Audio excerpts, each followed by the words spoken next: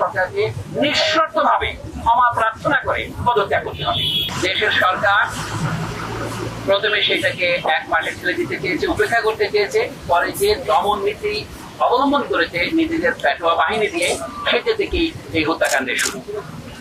আমরা প্রথমেই পরিষ্কার করে বলতে চাই, এই হত্যাকাণ্ড রাষ্ট্রীয় মদতে হয়েছে, রাষ্ট্রীয় বাহিনীর দ্বারা হয়েছে এবং রাষ্ট্রীয় বাহিনীর সহযোগিতার দ্বারা হয়েছে, যাদেরকে আমরা বলতে পারি প্রাইভেট বাহিনী। এর বিশ্বাসযোগ্য তদন্তের জন্য অবশ্যই বর্তমান পরিস্থিতিতে আন্তর্জাতিক তদন্ত দরকার।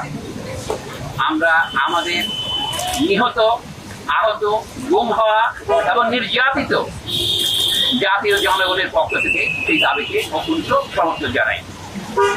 দ্বিতীয়ত, এখনো হত্যাকাণ্ডকে অস্বীকার করার জন্য একটা উদাহরণ দিই আপনাদের। গতকাল শোক দিবসের নামে একটা প্রজ্ঞাপন জারি করেছেন মন্ত্রী পরিষদ সচিব। সেখানে দেখবেন নিহত এবং আহতদের জন্য শোক পালনের জন্য কালো ব্যাজ পরিধান করতে বলেছেন। আমরা কিন্তু সেটা প্রত্যাখ্যান করেছি, আমরা লাল ব্যাজ করেছি। এবং তারপরে তাদেরকে তারা শহীদ বলতে রাজি নন। তাহলে তারা যদি শহীদ না হন, শুধু নিহত হন, তাদের জন্য তাহলে প্রার্থনা করার দরকার নেই। এটা হচ্ছে একটা নয়, এই ধরনের অজস্র সবিরোধ আপনারা পাবেন।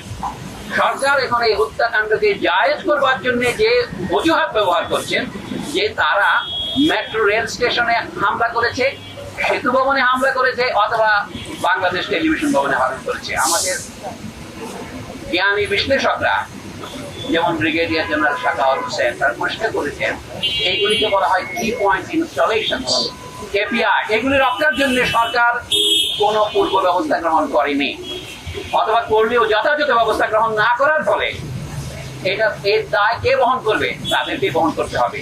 আর যেখানে গুলি হয়েছে, ধরুন প্রথমে আবু সাইদ যেখানে নিহত হয়েছে রংপুরে, সেখানে কোন কেপিআই আক্রমণ করেছিল তারা? এখনো সরকারের সর্বোচ্চ মহল থেকে বলা হচ্ছে যে আমাদের উন্নয়নের প্রতীকগুলোকে ধ্বংস করার জন্য আমাদের রাজনৈতিক বিরোধীরা এই আন্দোলনে ঢুকে পড়েছে। কথাটা যদি ধরে নেই যুক্তির কাছে সত্য হয়ে, তাহলে বলতে হবে দেশের মানুষ এটাকে এই মুহূর্তে সমর্থন করলো কেন? ধরুন মিরপুর 10-এ অথবা অন্যান্য যে মেট্রো রেলে আক্রমণ করলে কেন?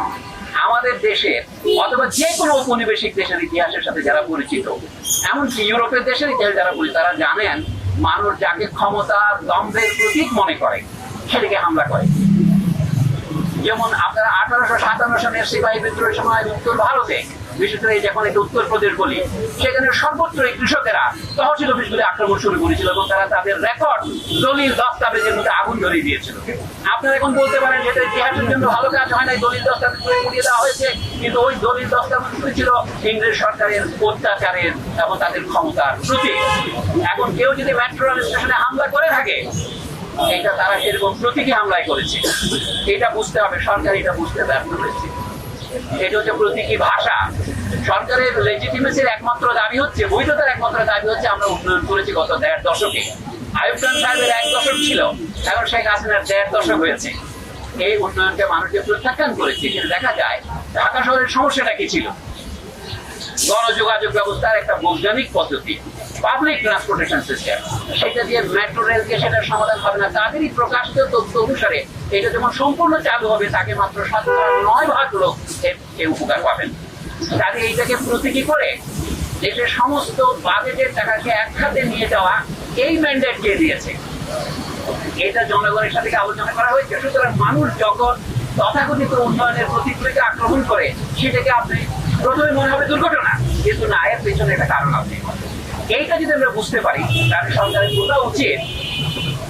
সরকার বলছে আমরা 3টা নির্বাচনে জিতে এসেছি, এবং এটা তারা বুঝতে জানেন যে তাদের আর বৈধতা নেই। কাজে আমরা যখন বলেছি, আজকে অন্তত 1 সপ্তাহ আগে একটা বিবৃতিতে 33 জন নাগরিকের সাথে আমিও ছিলাম, আমরা বলেছি সরকারকে ক্ষমা চাইতে হবে। এখন সেই পর্যায়ে পার হয়ে গেছে। এখন জনগণের পক্ষ থেকে ক্রমশ ধ্বনি উঠবে। এই সরকারের ক্ষমতা থাকার অবস্থায় আপনারা কি কেউ বিশ্বাস করেন তারা এই ন্যায় বিচার করতে পারবেন? তারা এই হত্যাকাণ্ডের বিচার করবেন না, কারণ তারা নিজেরাই হত্যাকারী। আপনি হত্যাকারীর কাছে কি করে হত্যাকার চাইবেন? যারা নিজেরা রাজাকার, তারা অপরকে বলে রাজাকার। পৃথিবীতে এর চেয়ে বড় পরিহাস আর কি আছে? মানে যারা খুনি তারা আজ আমাদের বলে খুনি, যারা বিশ্বাসঘাতক তারা আমাদের বিশ্বাসঘাতক। ক্ষমতার সর্বোচ্চ কেন্দ্রের চারদিকে তো রাজাকাররা বসে আছে। এবং যে ছাত্র যারা 2000 সনের পরে জন্মগ্রহণ করেছে তাদেরকেও তারা রাজাকার বলছেন। এবং আশ্চর্য লাগে কোন সরকার যখন অগণতান্ত্রিক, স্বৈরতান্ত্রিক এবং গণবিরোধী হয় তখন দেখা যায় তার যে রসবোধ সম্পূর্ণ হারিয়ে যায়। ছাত্ররা যখন বলেছে তুমি কে আমি কে, রাজাকার রাজাকার, তারা ব্যঙ্গ করছে প্রধানমন্ত্রীকে, এই খবর বুঝতে তারা অক্ষম। এইটুকু উদ্ধৃত করে তারা বাকিটা বলে না, কে বলেছে বলা হচ্ছে এটা শুধু ছাত্র যুবকদের আন্দোলন। আসলে এটা ছাত্র যুবকদের আন্দোলন নয়, এটা সারা দেশের আন্দোলনে পরিণত হয়েছে এবং পরিণত হতে চলেছে। আন্দোলন বন্ধ হয় নাই, আন্দোলন বন্ধ হবে না। আমরা আজকে শিক্ষক হিসেবে দাঁড়িয়েছি, কিন্তু আমরা শিক্ষকতার বাইরেও আমাদের সামাজিক ভূমিকা আছে। আমরা তো ভোটারও বটি। এই সমাবেশ অতি ক্ষুদ্র সমাবেশ, এটা কিন্তু এটা সংহতি সমাবেশ। আমরা বিশাল জনস্রোতের সঙ্গে আছি, কিন্তু আমরা ভেসে যাওয়ার জন্য আসিনি। আমাদের বুদ্ধিজীবী হিসাবে আমাদের আত্মসমালোচনা দরকার। আমাদের এই সমস্যার পুনঃ ব্যাখ্যা করা দরকার। সংকটের উৎপত্তি কোথায় সেটাকে না যে সরকার এখন বলছে এই দল সেই দলকে নিষিদ্ধ করবো, সেটা কিন্তু মূল সমস্যার প্রায় কোনো হাতই রাখবে না, শুধু সমস্যাকে আরো বাড়াবে, আরো ক্যান্সারের সৃষ্টিপাত করবে। এই জন্য এখন যেটা দরকার, পুরনো কথা ধার করেই বলি, রাজনৈতিক সমাধান। রাজনৈতিক সমাধানের প্রথম পদ্ধতি হচ্ছে বর্তমান সরকারকে নিঃশর্তভাবে ক্ষমা প্রার্থনা করে পদত্যাগ করতে হবে। এই পদত্যাগ ছাড়া নতুন কোন রকমের ব্যবস্থা আমরা দিতে পারবো না। হয়তো এখন আমার কথা আপনাদের কাছে এখনো মনে হবে খানিকটা প্রক্রিয়া, কিন্তু আপনারা সেটা দেখতে যাচ্ছেন। আজ না হোক কারো যত দ্রুত এই অবস্থার পরিসমাপ্তি হয় ততই আমরা বিশ্ববিদ্যালয় করতে পারবো। আমরা দেখেছি শিক্ষার্থীরা গ্রেফতার কেন, অবিলম্বে মুক্তি দাও, যেটা আমাদের দাবি। আমরা বলছি বিশ্ববিদ্যালয়ে নিরাপদ শিক্ষার পরিবেশ ফিরিয়ে আনতে হবে, নাহলে আমাদের ছাত্রছাত্রীরা যদি আসতে না পারে আমরা কি পড়াবো, আমরা কাকে পড়াবো? তাই না? আমাদের বন্ধুদের মধ্যে তর্ক হয় যে এটা কি বলবো আমরা, নিরাপদ শিক্ষা ব্যবস্থা না সুষ্ঠু শিক্ষা ব্যবস্থা নাকি স্বাভাবিক শিক্ষা ব্যবস্থা? আমার মনে হয় এটা হলো বুদ্ধিজীবীদের সংকট।